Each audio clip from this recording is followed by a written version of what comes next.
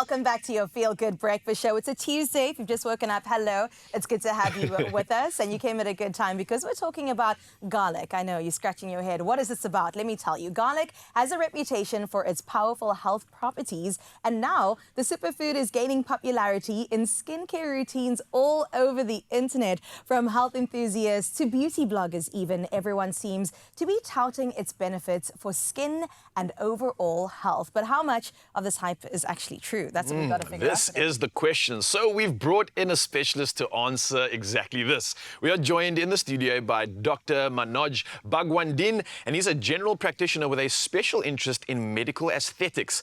And he's here to shed light on the real benefits of garlic and how best to use it. Doc, good morning. It's so good to have you again. How are you? Good morning. I'm fine, and thanks for having me on the show again. It's an absolute pleasure to be back. It's a Good morning to pleasure. the viewers. Your skin's looking like it's glowing. Are you using garlic there? What's going on there? That's my secret. Well, hopefully not too much of a secret because we've got to unpack this, Doc. Listen, every time I go on TikTok, I'm not going to lie, I'm seeing so many home remedies, and garlic, of course, has come up quite a lot now. People are popping whole cloves in their mouths, chewing, eating, and then going, a transformation has happened. Now, we know garlic is a superfood, but does it actually have skin benefits? All right, so garlic's one of those vegetables that's really stood the test of time. You know, it is. We know that its use as a medicine, as a food additive, goes back some 3,000 to 4,000 years, and this has been well documented in texts from around the world in what we now call India, China, Egypt. So it's been around. It's really stood the test of time. Whether the belief that it is able to ward off vampires is outside of my scope of expertise, so I'm going to venture away from that. But I think to understand all the hype, it's very important to understand what is it, the specific properties about garlic that seems to bestow all of these miraculous abilities. So we know from analyzing the actual garlic, it's quite a potent antioxidant. It's got antioxidants such as vitamin C, selenium, something called allicin. This is the thing that gives it its particular smell and taste. And these are quite potent antioxidants. And when ingested in an active form, in the raw garlic, it does have a protective feature on the body through at a cellular level. So it does protect the cells from degenerating and dying off. So it does have a bit of an anti-aging effect. Right, theoretically. We know it is quite a potent anti-inflammatory, so any disease that has an inflammation as its base, there could be some benefits. We know it's a natural antimicrobial, so it can act as an antibiotic, an antiviral, something that's going to kill worms. It's very mildly so. So in whatever I'm saying, I think it's very important to understand that there's very sparse evidence, and it's not meant to substitute medication. We also know that it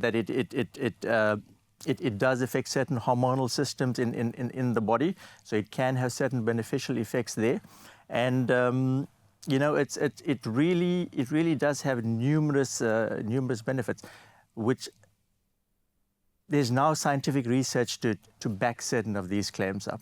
All right. Oh my gosh. A lot of people, I think, started flailing their ears when they heard certain properties that garlic could have. I'm trying to find out when it comes to these effects, well, some of these potential effects, does the way we ingest garlic make a difference in terms of whether it's crushed, whether we have whole cloves, whether we're cooking with it? Does that change the makeup and subsequently the effect it has on us? Yes, apparently it does. And I think this applies to just about any of the natural food remedies or supplements.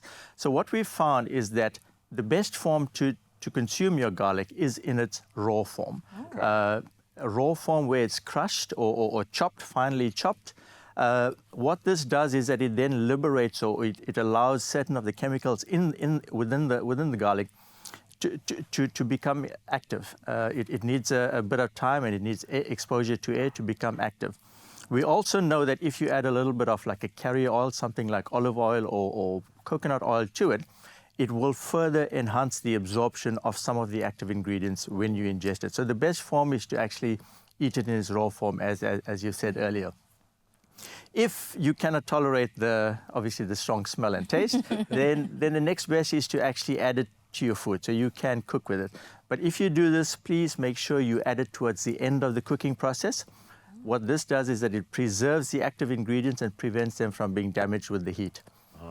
We also know that there's a host of supplements available, processed supplements in the forms of tablets, capsules, and powders, etc. I'm a little dubious about this simply because this sector is very poorly regulated, so you don't really know what it is that you're actually getting in these products. They cost an arm and a leg often. And if you do venture down this path, my strong suggestion would be to rather support a well-established brand that's shown consistency with regards to its quality and being able to deliver a product regularly. Yeah. Well, Doc, I think many people are sitting there, whether it's one pimple or a couple pimples on their face, and they're going, okay, let's get to the bottom of this, though. Can it actually cure my skin or make me look radiant? Okay. I think what you've got to understand is, as with any of the natural remedies, there's numerous limitations. So it's certainly not at this stage going to be a substitute for your orthodox or medical interventions of skin conditions such as acne. But to understand how it can benefit a condition like acne, it's important to again understand what acne is, firstly, and then to understand how this can manage that component. So we know that acne has got different components. Firstly, it's a hormonal issue where there is excessive sebum production. This is the oily substance that coats our face. It is essential. It's actually a protective feature, but due to hormonal stimulation, there's excessive sebum production. Secondly, the glands that produces the sebum tends to get blocked because of the excessive production of this. Thirdly, when it gets blocked, you get inflammation setting up within this gland and the duct. This is where you get that sore red pimple forming. Then we know we've got bacteria that normally lives on our skin, and then these bacteria get into this now blocked gland and causes infection. This is where you get the yellow pimples that really looks quite unsightly. So as I've told you earlier, garlic itself has got certain properties which seem to be able to counteract quite a few of these mechanisms. We know it's mildly antibiotic, so it can control the bacteria count on your skin. It is anti-inflammatory, so it can control inflammation to a certain extent. The fact that it is quite a potent antioxidant means when you actually do develop a pimple, the damaging effects of that may not be as severe given that you've got this protective antioxidant built in there. Right. There's also very early evidence that suggests that garlic itself may have a direct inhibitory effect on the production of the sebum. But this is very early studies and certainly not anything extensive. So it certainly can positively affect the outcome or the management of mild acne. Well, Doc, thank you so much. Already just in such a short while getting so educated on debunking some myths and bringing and shedding some light on the situation. We're going to carry on with this conversation, Mzansi. So if you have any questions, any concerns, or maybe you have your own little remedies that might apply to something natural you use to deal with your skin issues, then come through, of course, and use the number 063 408 8863. Oh, you can make my day. It's my feel-good breakfast show. Welcome back to your Feel Good Breakfast Show. It is Expresso on S3, and we've got you sorted out when it comes to talking about garlic and whether or not it has an impact on our skin. We're continuing our discussion with Dr. Manaj Bagwandeen, a general practitioner with a special interest in medical aesthetics, and this time to explore the potential downside or even alternatives to using garlic for skin health. Doc, there is a question that's been pressing me that I've got to ask. We spoke about ingesting garlic. Can you use it topically, though? Okay, so here I would advise extreme caution. Okay. Garlic can be quite irritant and it can induce an allergy, especially topically. So there are some articles that suggest it can be used topically, what we call as a spot treatment. But please, if you are doing it, I would suggest you first consult with your medical practitioner who can do an allergy test, a spot test, we call it. And if you are going to use it, make sure it's diluted with something like a carrier oil, coconut oil, etc., so that it is not as irritant as it can be. Having said that, there isn't sufficient evidence to warrant its use in this sort of format. It's still best to actually ingest it in its raw format. You're still going to get the benefits. Oh, I love that. We hope that you carry a toothbrush with you when you do ingest it as well. Yeah. But it does have some really great benefits. Yes. I wanted to speak about if you do face issues with garlic. You've ingested it and now you've experienced some adverse effects. What do you do? Who do you call? Where do you go? Okay, so as with any allergic response, and it depends on how severe the response is.